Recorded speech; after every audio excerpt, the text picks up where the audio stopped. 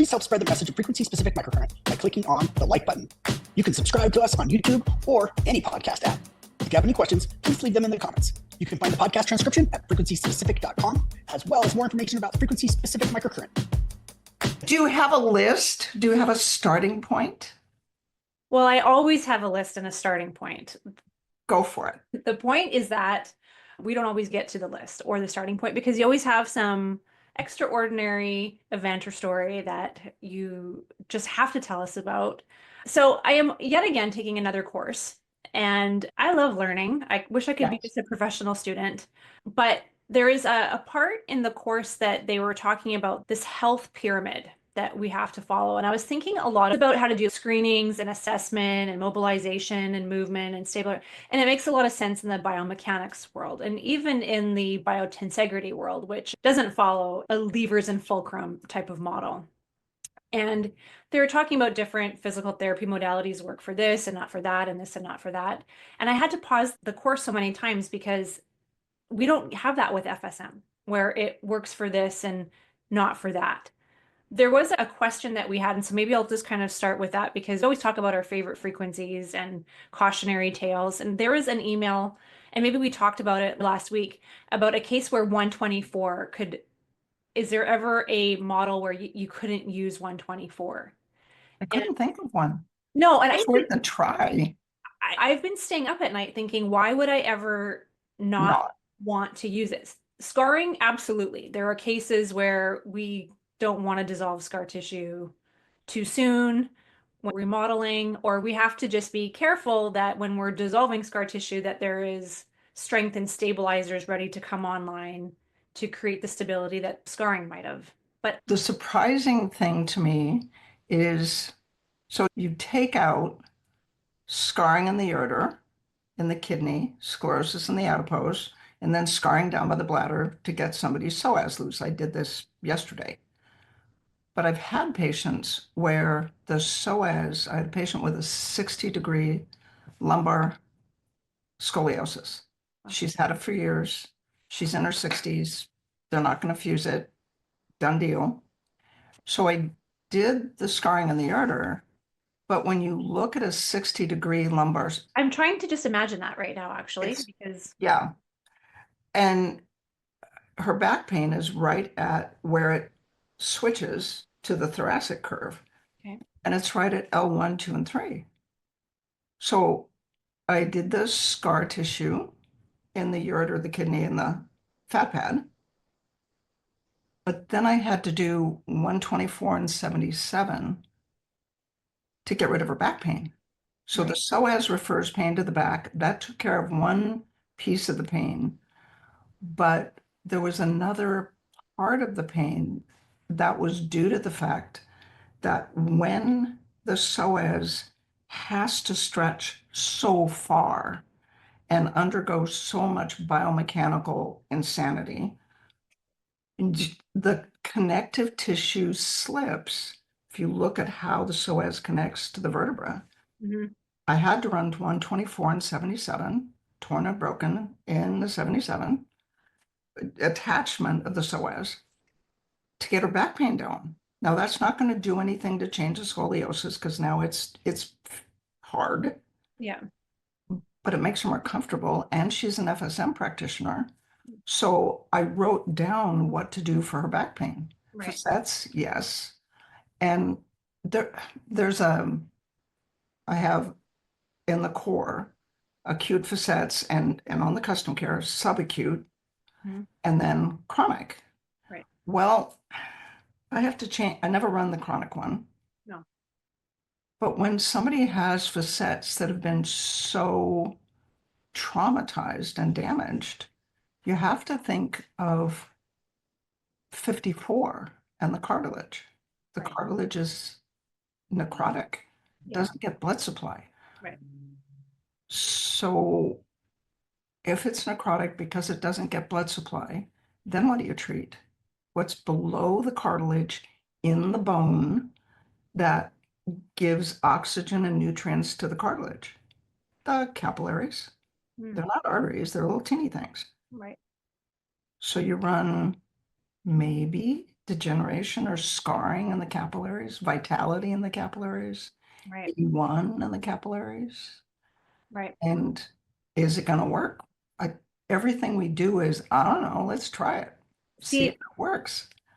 Okay. When I'm thinking about something that's scarred, right? Because right away you will get to that point very early on in your screening or your assessment or your hypothesis. Something's tight, it's not moving, right? You do your objective findings with your active, passive, and resisted range of motion. Then you use the real measures, which are your hands. You can feel something is scarred. Yes, I'm going to go to scarring. I'm going to go to 1391, whatever. But right away, I almost back it up. I'll do it for a few minutes, feel it soft, and then you think it didn't become scarred from outer space. How did it get scarred?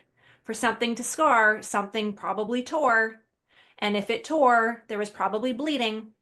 So, and if there was bleeding and there was tearing, there might have been trauma. So you start kind of reverse engineering the story.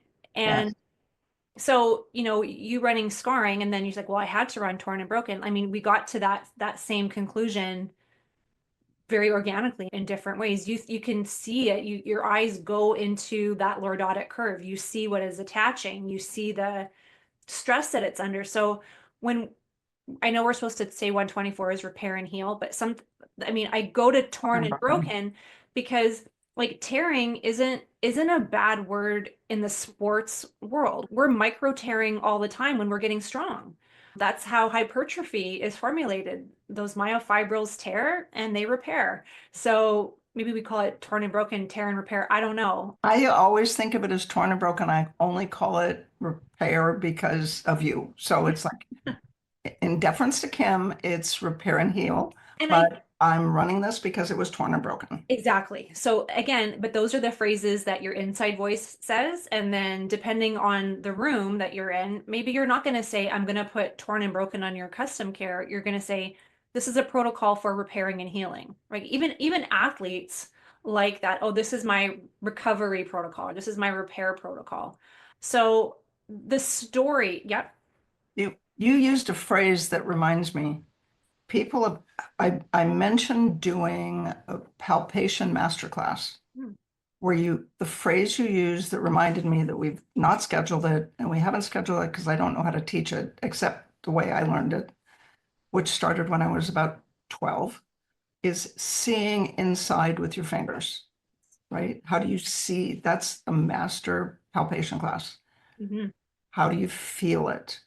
I started when I was 12 by taking a deck of cards and picking a 2, an 8, and a face card, a jack or king, right? So they look different.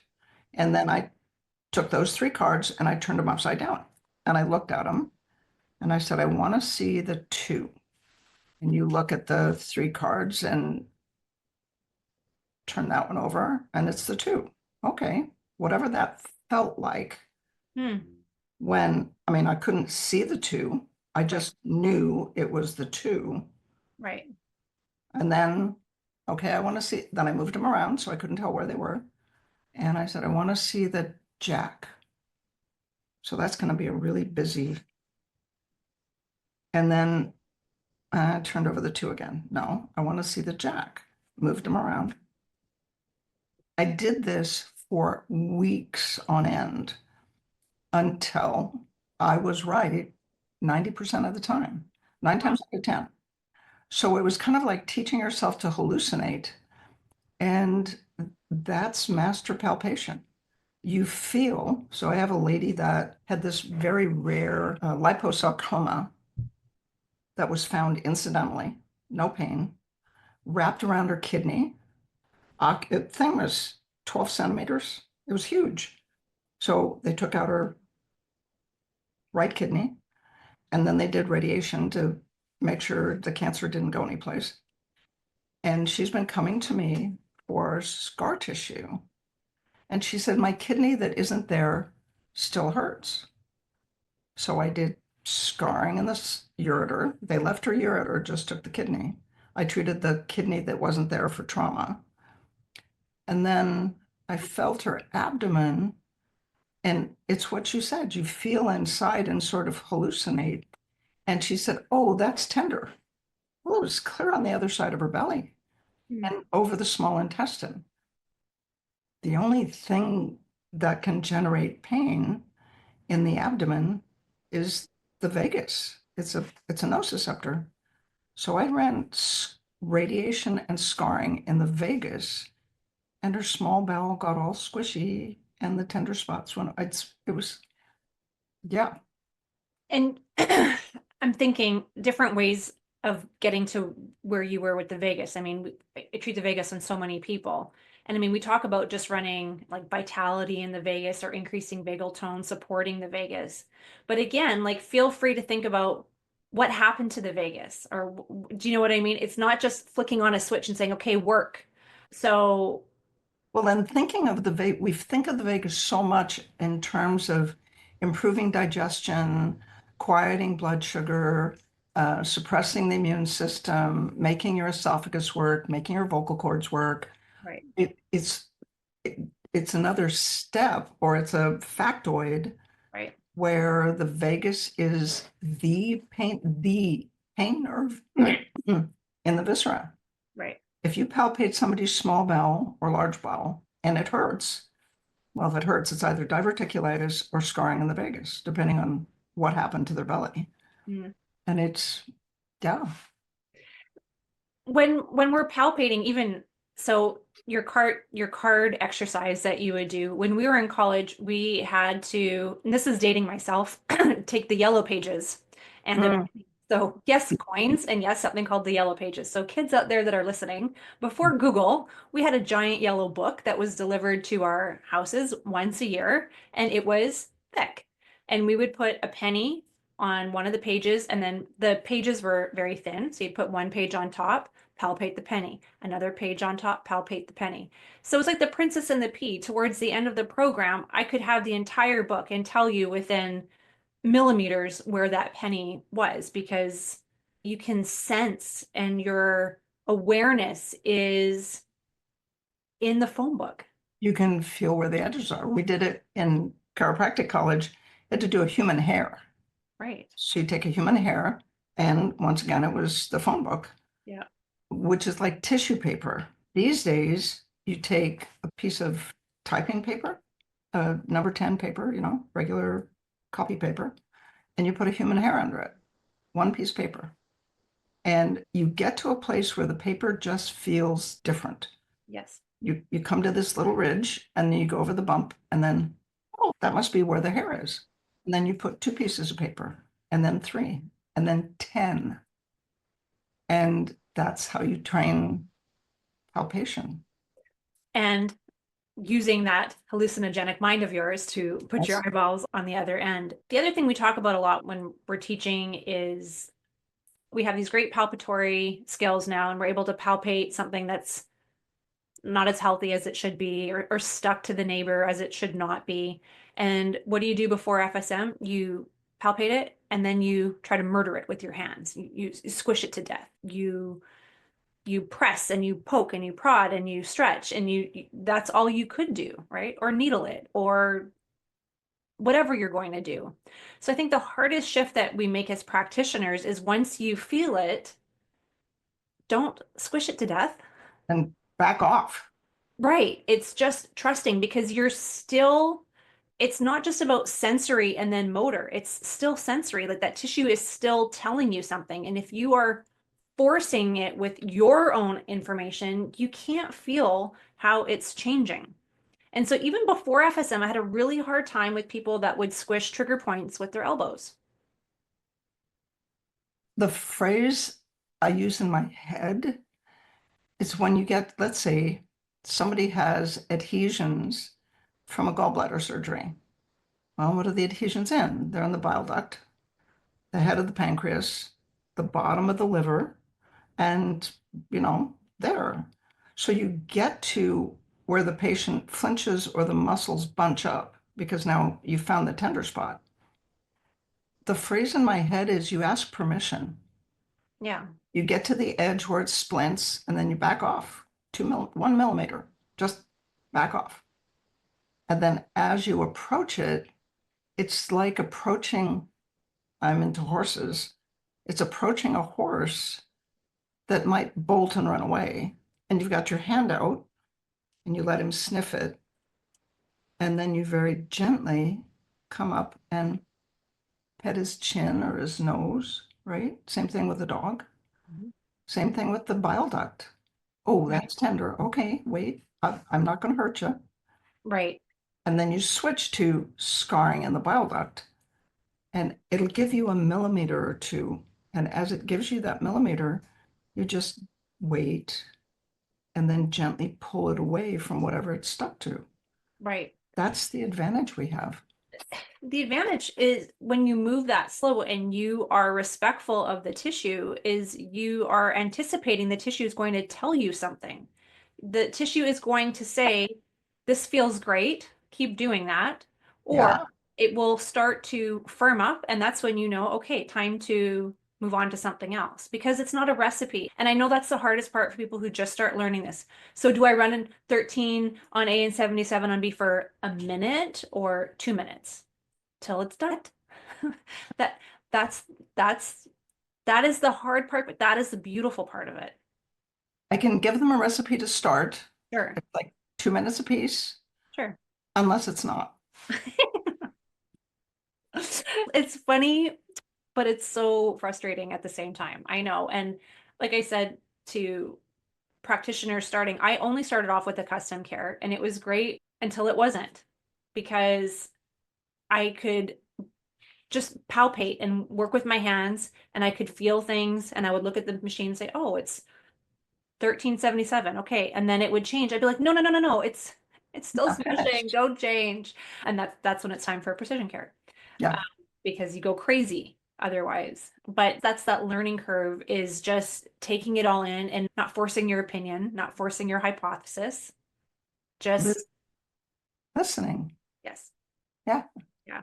My dad used to always say, you have 2 ears and 1 mouth for a reason, right?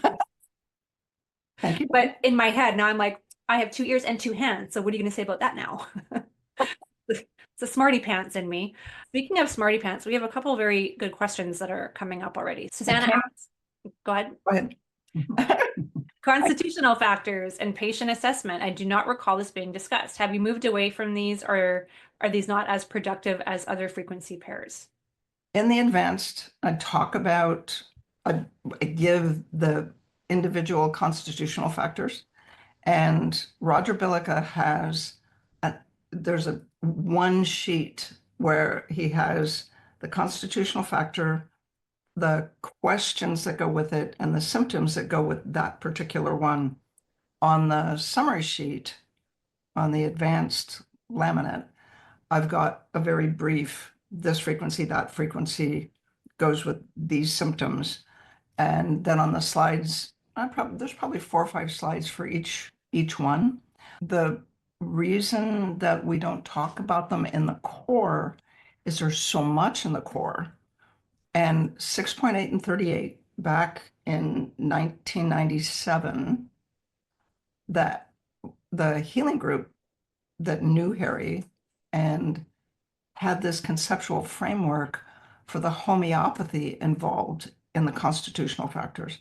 They were concerned that, like homeopathy, if you run a frequency that is for a constitutional factor that is present but not active, if you have the concept that these frequencies change genetic expression and that the constitutional factors, as the homeopaths called them in the 1800s and early 1900s, they call them constitutional factors. In our world, we call them genetic factors, or SNPs, that run in groups that predispose people to particular illnesses. So you have families where nobody is schizophrenic, bipolar, or autistic, but they have psoriasis, rosacea, acne, eczema. Everything comes out in their skin, and their digestive system is funky. That's a different set of SNPs that create that predisposition in that patient. Well, the concern was that if you run the frequency for that constitutional factor, it's present but not active, you can turn it on. So the healing group, back then, before I even had the idea that what we were doing was changing cell membrane receptors and changing genetics, the healing group had that concern. So we run 6.8 and 38. It took me 5 years of working 8 hours a day with patients before I got the courage to use the specific constitutional factors. The only thing is they work faster than 6.8 and 38. 6.8 and 38, you can run an hour and it can't hurt anybody. Right. The constitutional factor, you have to be able to feel or sense what's going, smush or warmth or Dorf or whatever indicator you use. You have to feel when it's done, and it has to be done with a precision care. Because some patients it runs 30 seconds. Some patients the longest I've ever run it is 12 minutes, and then I just got nervous. And so it's a good question, Suzanne. And there are times when it's really helpful. There's something else I wanted to mention. I have a patient that came in this week that had a head injury 2 or 3 years ago. And after that, he has pituitary problems, central signaling hormone problems, testosterone deficiency problems, depression, apathy, all of these things. And his mother sent him, that's a thing. He's in his 20s. And he asked me, his mom wants him to get a custom care. And he asked me, is FSM going to help me? Now, I've seen him 2 or 3 times. No major improvement. And I said, do you know what your vitamin D levels are? No. And he hasn't done, oh, I have trouble with digestion and constipation. Okay. Are you doing this, this, and this for constipation? No, I do that, that, and that. It's like that, and that don't work as well as this, this, and this. So try this. Well, he hasn't done anything I suggested. And then I asked him, has anybody tested your vitamin D levels? No. Okay. You have problems with depression and inflammation. And if your vitamin D levels are 12, there is no thing that FSM can do to overcome that. So the stable state includes, what are your vitamin D levels? Can you methylate folate? Can you methylate B12?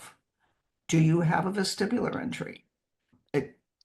That's the other thing, Suzanne, is you can correct constitutional factors, and if their vitamin D levels are 8, you're not going to get any place with whatever they have. Right. At the advanced, when you go into the specifics of the different, and I never remember them, I found that section to always be a little bit overwhelming and confusing. I always find that there's so many overlaps between all of them as well. So not everybody fits into this wonderful little constitutional box that you're like, oh, it's this. There's a ton of overlap. People intermarry, so you have 2 different constitutional types in the same person, Right. but the set of symptoms that you're trying to address would Right. belong more to one constitutional type than the other. Right. And then I either run both constitutional types or just run 6.8 and 38. Right. I've always just had 6.8 and 38 in my mind, and it seems to do what I need it to do, and I'm happy with that. And like I said, it's also a very grounding frequency. So for the people that get really stoned after treatment and they don't want to feel stoned if they have a long drive ahead of them or they have to get on an important Zoom call. I mean, everybody loves to feel kind of blissfully floaty when they leave, but some people, especially the type A people that have a hard time relaxing or giving trust, when they do feel a bit floaty, they want to be able to not feel floaty And be in control. and be back in control. So 6.8 and 38 I found to be an extremely like back in your body, grounding, confident, Wake up, but not like not anxious, crazy wake up, but just okay. Yeah. It's very interesting. Of all frequencies that George has come up with, that one and shingles are the ones that have has just been the most amazing. And the basal ganglia at 988. Yeah. Well, that's a very organic transition to the next question is, can post-shingles neuropathy benefit from FSM? Oh, duh. Yeah, sorry. Yes, it's in the core. You run the frequencies briefly for the 3 shingles frequencies. And then the challenge with postherpetic neuralgia is which nerve is it? So postherpetic neuralgia in cranial nerves, you can't get at the nerve root. In general, it's the facial nerve or the trigeminal nerve, and the origin, the cell body for those nerves is in the pons.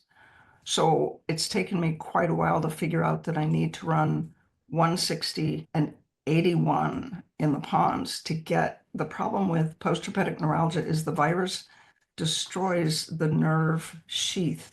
It sort of leave bits of scar tissue and holes, and the nerve doesn't work right. So the cranial nerves are challenging. The dermatomal nerves are easier. You set up the contact where the nerve comes out, and it can be any nerve root from C2 to where the nerve comes out to where the nerve ends, and you treat it for inflammation, increased secretions, and scarring, necrosis, increased secretions, and polarize the heck out of it. I'll turn the current up. And what you're doing is, if you think of the current, making those voltage-gated ion channels in the nerve membrane, forcing them to flip over, just knocking into them. So I make the wave slope sharp, and it's tincture of time sometimes. And then the nerve, because it's been inflamed, gets scarred to the surrounding tissue. So some 80% supposedly of shingles is in the thoracic nerve roots. Well, thoracic nerve roots run in between ribs. That means that nerve gets adhered or scarred to the periosteum, the connective tissue, the muscle belly, which is 62. So you have getting rid of the scar tissue between the nerve and its surrounding tissue as part of the repair. Because otherwise, every time the patient moves, the nerve gets a nerve traction injury. Right. So post-herpetic neuralgia is not a slam dunk. It's more difficult the longer they've had it. It is more difficult the older the patient is. So you have to create a stable state with essential fatty acids. And if the patient is otherwise tolerant of it, I would use huperzine A to give them enough acetylcholine to make the thing work. And essential fatty acids, like lots of them. So that's, yes. The answer is yes, Dana.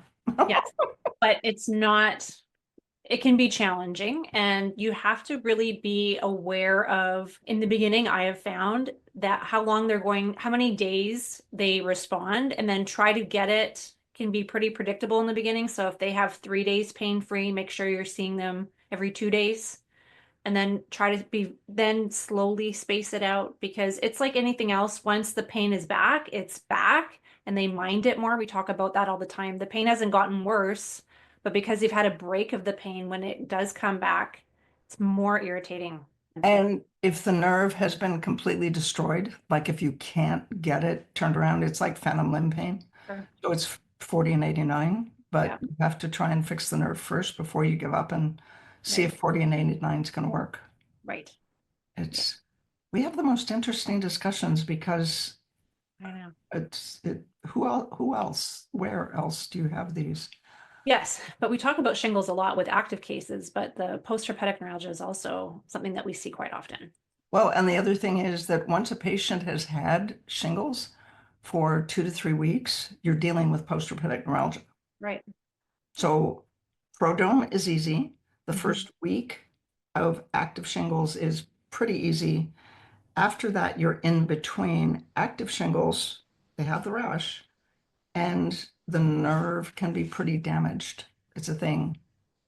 Right. So, and lupus. Yeah, we're going from one challenging case to another. Both from Dana. I'd be really interested to see what your last 2 weeks of practice have been like. There's a big one that stands out for me with lupus, Go ahead. getting the vagus under control. Because when the vagus, with any kind of autoimmune, we know that affects the vagus nerve. So getting the vagus under control and supported. Lupus is really what they used to say was like the disease of 1,000 faces or something, because it literally is this. So it depends entirely on presentation, but it doesn't matter where in the presentation, and if it's a predisposition to lupus or full out lupus, the vagus nerve is going to be the cornerstone, the keystone, I think, of the treatment. Yep. And for me, the starting place is what turned it off. Right. What happened before your first symptoms started? Right. Nothing. It's never nothing. Yeah. You started getting these symptoms in February. What happened in January? Well, I went skiing. Okay, did you fall? Oh yeah, I ended up in the first aid tent and broke my ankle and broke my leg or sprained my ankle or hit my head or right. The vagus is turned down by infection, stress, and trauma. So that's what you're looking for. Right. Infection. And that counts vaccines. I'm not anti-vaccine, but you have to understand that vaccines are artificial infections.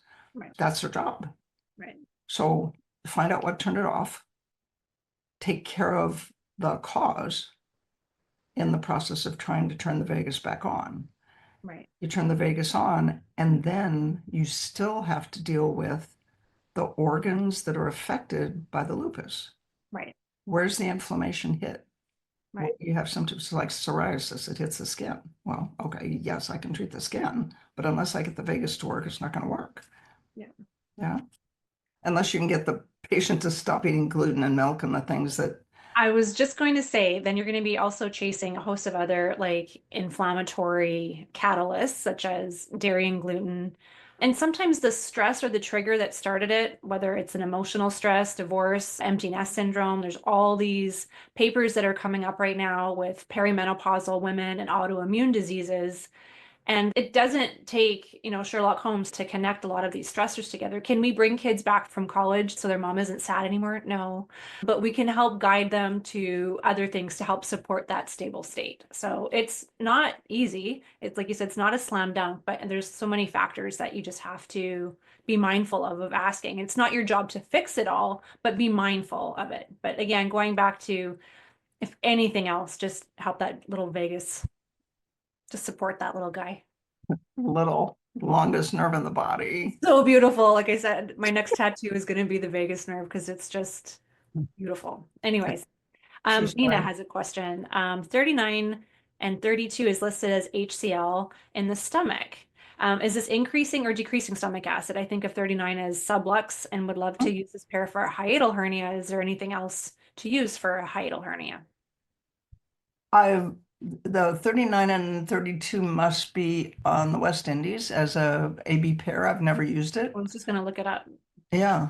Hiatal hernias are places where the stomach has been pulled above the lower esophageal sphincter. And there's a mechanical part of that. Chiropractors historically have a fit, which is you get up in the morning on an empty stomach and you drink a big glass of water, which weighs, about a pound. And then you just stand up on your toes and drop on your heels. And the weight in your stomach will supposedly pull your empty stomach down below that esophageal sphincter.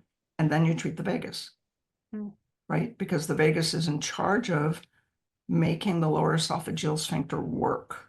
The stomach acid is not the problem.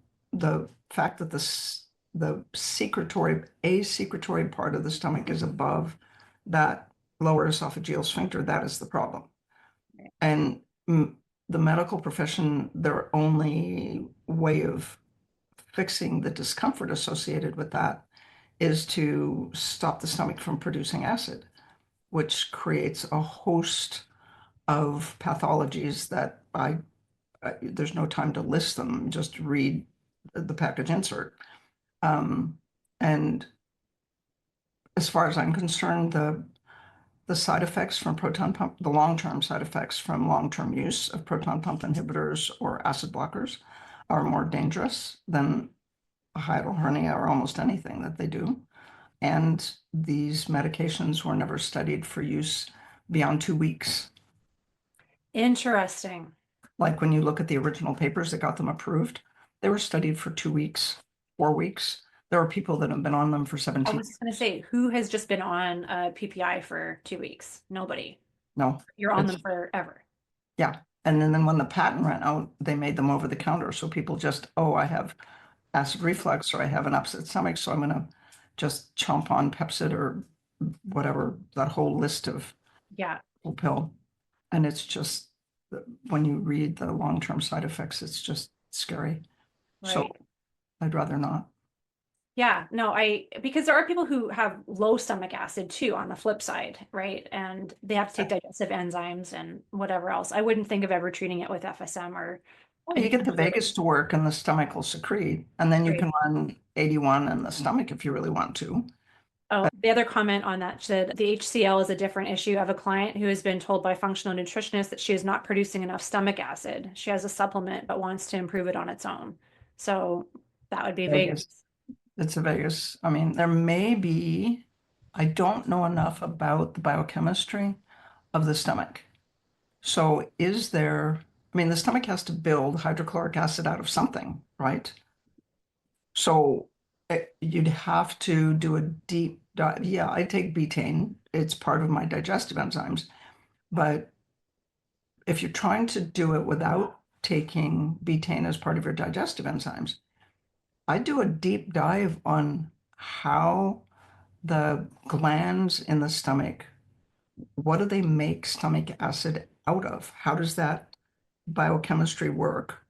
And can you give it not the end product, which is betaine, but give it the precursors that it builds betaine out of, right? And get the vagus to work. The vagus is in charge of making the stomach make stomach acid. Right. This is where it's okay to go right to the top. Yeah, just get the vagus to work first.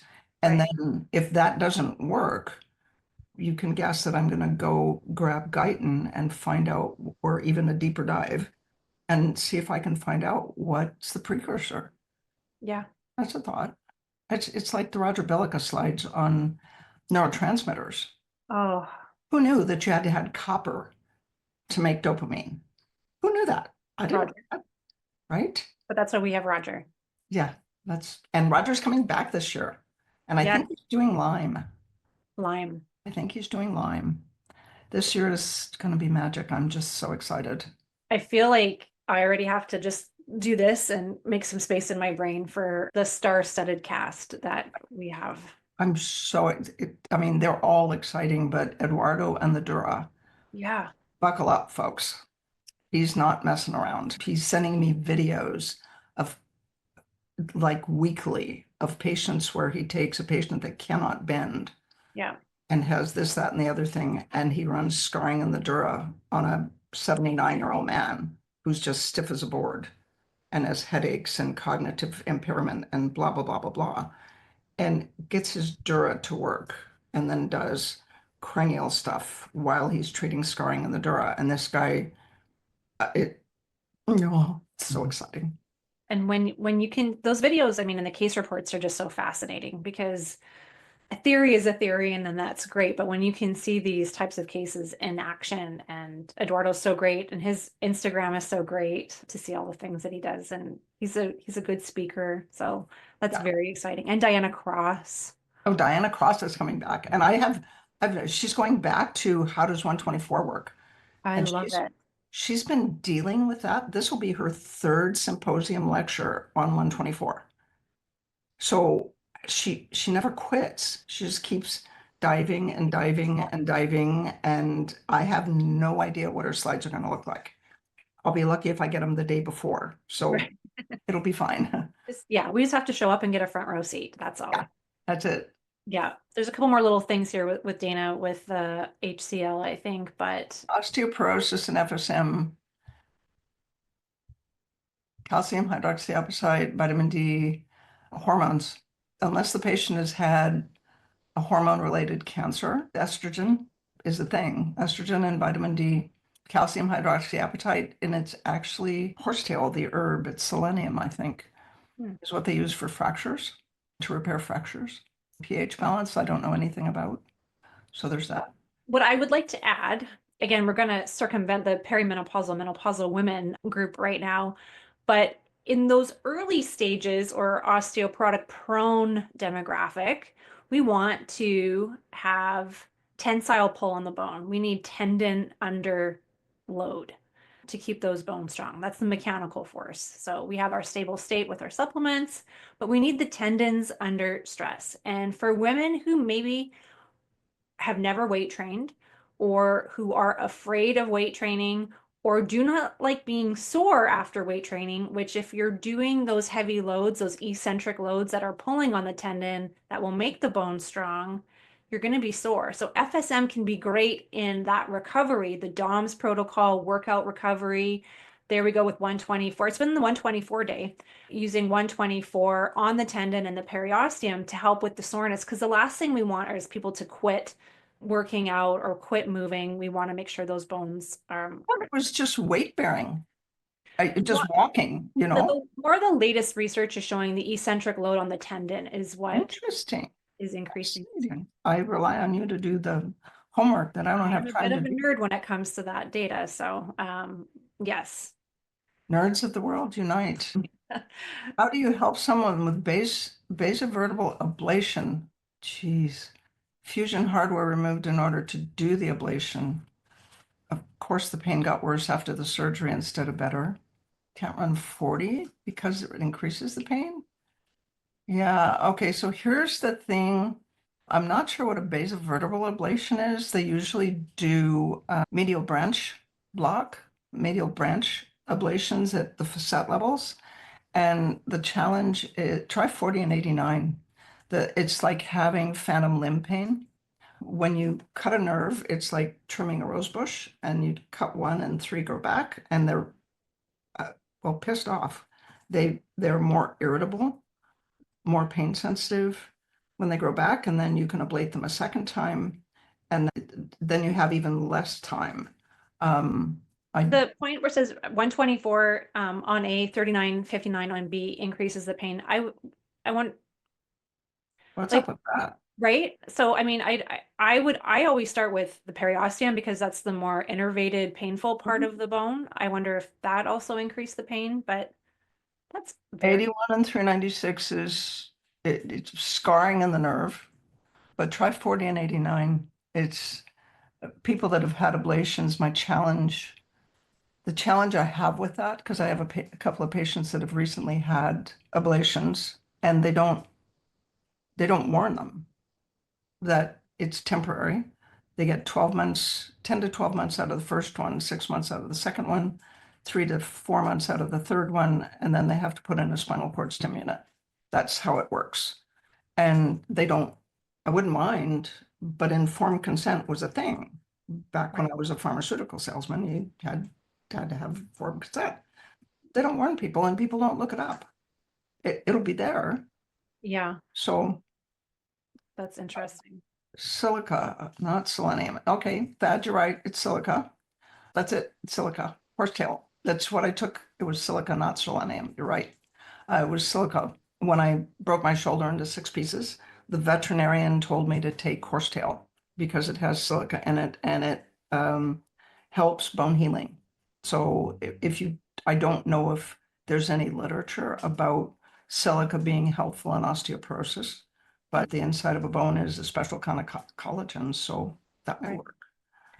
Nina had mentioned the spinal cord stim unit also increased pain after a shorter period of time. This is why we don't keep adult beverages in the clinic. And we've had 2 PM&R, physical medicine and rehab docs, and they're the ones that do RF or radio frequency ablation of nerves. And these 2 one came to a core one year in Arizona, and the next one came to a core in Arizona the next year. And it was wonderful because I looked at them and I said, does RFing a joint, a medial branch, ever work? And they both said no. And how often is it done? Oh, it's all the time. It's what they do for low back pain. For facet-generated pain, the only thing they have to do is they'll do a medial branch block as a test. If it works, the next thing they do is to RF the joint, to RF the medial branch. And then they never tell the patient what the sequelae is. And that's what I mind. Right. So if the patient knew ahead of time, okay, here's the plan. It's going to last 12 months, 6 months, 3 months, spinal cord stem unit. Do you want a spinal cord stem unit in 3 years? Of course not. Okay, then we won't do this. Well, what do I do about my back pain? You can use topical ketoprofen and lidocaine. You can do these exercises. They have such a limited toolbox. Right. God love them. I think they're doing what they do because that's all they can do. Right. I just believe in informed consent. Right. There's that. Yes. A couple more questions and we got to wrap it up. Anything I can do within my scope to help a client with neuromyelitis optica? Immune system attacks the nerve sheath of the optic nerve. Doesn't have it in her spine yet. Cause is unknown. Carrie, I think you're a chiropractor? I think Carrie's a chiropractor, I think. Treat the vagus, treat 40 and 90 because the optic nerve is part of the forebrain. I don't think we have a frequency for the optic nerve. You want to shut the immune system down. Take her off wheat, corn, milk, eggs, put her on an anti-inflammatory diet. Neuromyelitis, do they mean MS? Oh, you're a massage therapist. Oh my goodness. Lori Chaikin has passed away, and we actually don't have anybody that has stepped up to take her place. As a massage therapist, pretend that you're treating her neck and run the vagus and suggest that an anti-inflammatory diet wouldn't hurt if you are allowed to do that in your state, or if you have a good relationship with a patient so you can get away with it. Yeah, that's a tough one. Yuck. And that arthritis success story, you can't put tissue back that's not there. And arthritis is not the problem. Pain is the problem. So you have people with terrible looking joints, awful arthritis, and no pain. Right. And they come in with their x-rays and you go, oh my God, how are you walking? And then you have somebody else that comes in with a little bit of bone spurs and a little bit of this, and they're in terrible pain. And the medical literature says that the difference is, the journal Spine in particular, says the difference is what they use for repair. Right. They repair with inflammatory tissue. They have pain with even mild arthritis.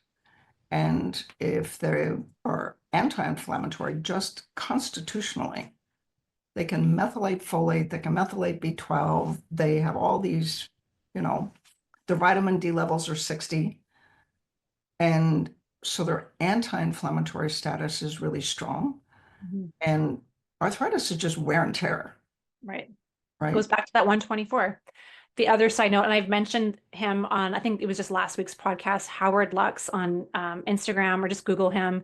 He's an orthopedist he really does a lot with arthritis, and he has a lot of the kind of latest data on what's helpful and what's not helpful. So a lot of the scopes and procedures to quote unquote clean up the joint. No. So Howard Lux, I just pulled it up again, is HJ Lux. That's LUKS. And then the number 1 is his Instagram handle. But Howard Lux, Google him. He's got some great literature on arthritis, holistic arthritis treatment, which is. And then we can also turn off the inflammation in the joint directly. Yeah. 54 in the cartilage, the periosteum, 40 inflammation in the bone, 59 and 39, and turn on the vagus. Yep. And make sure they have enough vitamin D. Right. It's like if your vitamin D levels are between 60 and 80, the incidence of heart disease and cancer goes down by 50%. Right. So that's kind of cool. And that's my alarm. There you go. Basal ganglia, 988 is the basal ganglia. And it's the same number as the National Suicide Hotline. Oh. So that's pretty cool. Fun fact. Another fun fact is sign up for the advanced while you can. The sports course is almost sold out already, so that's fun. Yay. But I'll always make room. So you just want to sign up now, though, before it gets crazy. I can't wait to just, it's the family reunion that you can't wait to go to. Yeah. Visit with people and eat good food and get some sunshine. And we're later this year than every year. It's been going a little bit later, so hopefully it's a little bit warmer, because a couple of years ago it was freezing. Yeah, in February. And we also are competing for rooms in February with spring training for the baseball players. Yeah. So the hotel said, would you please move it to March? We're like, okay. It's warmer, so we can, drop the leads in the hot tub, and it's warm enough that we can actually be in the hot tub. That's a good thing. Yeah. And yeah, I'm excited. The symposium is just so cool this year. Yes. Yes. Yes, it is. All Well, the years. that's it for today. After I'm back to the clinic. You just have to go back to work. I do. Yay. I'm doing another podcast at 6. Oh, And so that would be fun. yes. And It's that not really work. I get to go back to the clinic. yeah, you get to go play. Yes. Have fun. All right, everybody. Thanks for coming, and we will see everybody same time, same place next week. See you next week. Do good things. Change the world. The Frequency Specific Microcurrent podcast has been produced by Frequency Specific Seminars for entertainment, educational, and information purposes only. The information and opinion provided in the podcast are not medical advice, do not create any type of doctor-patient relationship, and unless expressly stated, do not reflect the opinions of its affiliates, subsidiaries, or sponsors, or the hosts or any of the podcast guests or affiliated professional organizations. No person should act or refrain from acting on the basis of the content provided in any podcast without first seeking appropriate medical advice and counseling. No information provided in any podcast should be used as a substitute for personalized medical advice and counseling. FSS expressly disclaims any and all liability relating to any actions taken or not taken based on or any contents of this podcast.